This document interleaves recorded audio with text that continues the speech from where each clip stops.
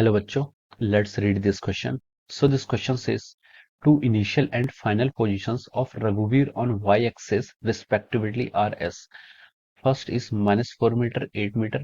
Second is 8 meter minus 4 meter. Then first statement, his, his displacement is negative on the case first, but positive on the case second. Second statement is his displacement in both the cases first and second is zero.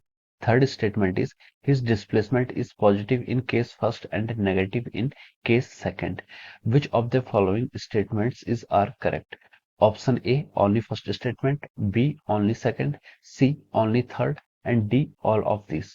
तो चलिए बच्चों हम इस question को आगे proceed करते हैं। तो देखिए बच्चों इस क्वेश्चन का जो आपका की कॉन्सेप्ट होगा, इस क्वेश्चन का आप की कॉन्सेप्ट लिख सकते हैं कि यहाँ पर हमें क्या फाइंड आउट करना है। देखो हमें यहाँ पर डिस्प्लेसमेंट कैलकुलेट करना है।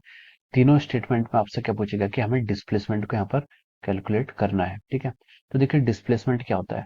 डिस्प्लेसमेंट आपका होता है कि जो शॉर्टेस्ट डिस्टेंस होती है between final position and initial position, this is called our displacement. ठीक है, डिस्प्लेसमेंट की डेफिनेशन हम क्या लिख सकते हैं, the shortest distance between final position and initial position, वो आपकी क्या कहलाती है, डिस्प्लेसमेंट कहलाती है।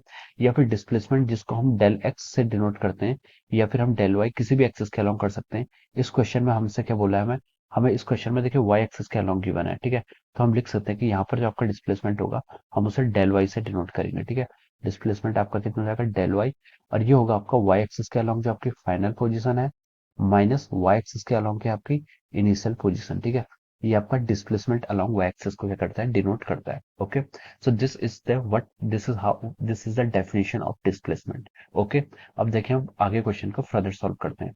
तो उसने हमें क्वेश्चन में इनिशियल एंड फाइनल पोजीशन के पीरियड्स दे रखे हैं। ठीक है, तो देखिए फर्स्ट जो उसने दिया है क्या, -4 मीटर एंड 8 मीटर। ठीक है, -4 मीटर आपकी इनिशियल पोजीशन है और 8 मीटर की आपकी फाइनल पोजीशन है। ठीक है, तो देखिए अगर हम डिस्प्लेसमेंट निकालें तो डिस्प्लेसमेंट क्या होता है, final minus initial.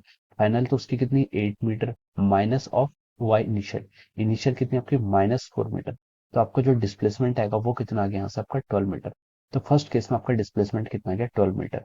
Second case की तरफ चलते हैं। सेकंड केस में उसने हमें क्या क्या दिया है, 8 मीटर एंड -4 मीटर। 8 आपकी इनिशियल पोजीशन है और -4 की आपकी -4 आपकी फाइनल पोजीशन है। तो यहाँ पर देखिए डिस्प्लेसमेंट कितना आएगा, फाइनल माइनस इनिशियल। फाइनल कितना आपका -4 मीटर, इनिशियल कितना है 8 मीटर। ओके, अब यहाँ पर आप डिस्प्लेसमेंट को कैलकुलेट करेंगे तो यहाँ से आपका डिस्प्लेसमेंट कितना आ रहा है, आपका -12 मीटर। ठीक है, तो देखिए फर्स्ट में आपका डिस्प्लेसमेंट कितना है, +12 मीटर, और सेकंड में आपका डिस्प्लेसमेंट कितना है, -12 मीटर। ठीक है, ये आपका फर्स्ट में +12 मीटर है, सेकंड में कितना है आपका -12 मीटर। अब देखिए अब हम स्टेटमेंट की तरफ चलते हैं। Then first statement, his displacement is negative in case one but positive in case two. ठीक है, तो ये नहीं है, केस वन में हमारा पॉजिटिव है और केस टू में हमारा नेगेटिव है। ठीक है, तो ये आपका क्या हो जाएगा, रॉन्ग हो जाएगा। तो हम लिख सकते हैं कि जो स्टेटमेंट फर्स्ट है, statement first is our wrong. Second statement की तरफ मूव करते हैं, उसमें लिखा है his displacement in both the cases first and second is zero. तो ये ऑप्शन भी आपका रॉन्ग हो जाएगा। ठीक है, यहाँ पर डिस्प्लेसमेंट हुआ है कुछ, ठीक है, इनिशियल और फाइनल पॉइंट कोइंसाइड नहीं कर रहे हैं। थर्ड में उसने बोला है कि his displacement is positive in the case first and negative in the case second. ठीक है, ये स्टेटमेंट है कि आपका ट्रू है।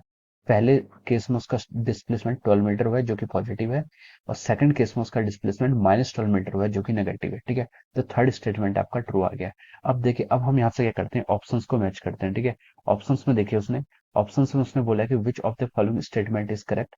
ये ऑप्शन ने बोला है कि ओनली फर्स्ट करेक्ट। ठीक है, तो ये आपका क्या रॉन्ग हो जाएगा, ऑप्शन ए आपका रॉन्ग। ऑप्शन बी में क्या लिखा है उसने, ओनली सेकंड करेक्ट, तो ये ऑप्शन भी क्या हो गया, आपका रॉन्ग ऑप्शन हो गया। ऑप्शन सी में लिखा है उसने ओनली थर्ड। ठीक है, ओनली थर्ड, तो देखिए हमारा ओनली थर्ड ही करेक्ट है।